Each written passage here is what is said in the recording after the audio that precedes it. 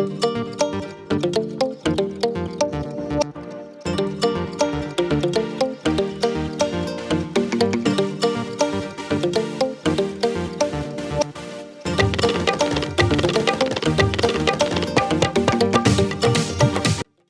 To do that, you already know the steps.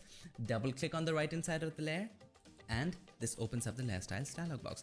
Now this time we want to delete the dark areas of the underlying layer. Okay, so the underlying layer has some dark pixels like the mountains and the dark stuff. You want to take that away from this layer, so we'll do just the opposite. Take this slider from the left to right, hold the alter option, click on it and make it smooth. Now that looks nice.